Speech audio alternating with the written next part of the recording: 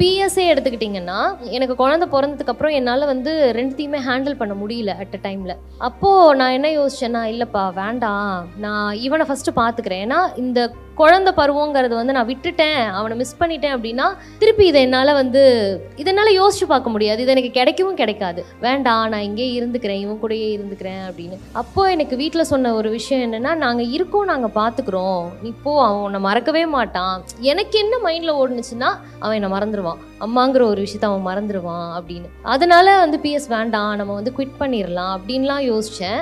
ஆனால் வீட்டில் கொடுத்த சப்போர்ட் எனக்கு அந்த ஒரு குருட்டு நம்பிக்கைன்னு சொல்லுவாங்க தெரியுமா, இவ்வளோ தூரம் நான் கஷ்டப்பட்டு வந்துட்டேன், இது யாரும் எனக்கு தூக்கி கொடுத்துடல ஈஸியாக. நானே என்னை விதைச்சிக்கிட்டு, நானே எனக்கு தண்ணி ஊற்றிக்கிட்டு, லைக் ஒரு கல்கி மாதிரி நானே என்னை செதுக்கி அந்த இடத்துக்கு வந்திருக்கேன். அது என்னால் ஈஸியாக விட்டு கொடுக்கவும் என்னால் முடியாது. அதனாலே நான் எவ்வளோ பிரேக் ஆகி எவ்வளோ உடஞ்சி அழுதாலும் திருப்பி நான் எந்திரிச்சு போவேன்.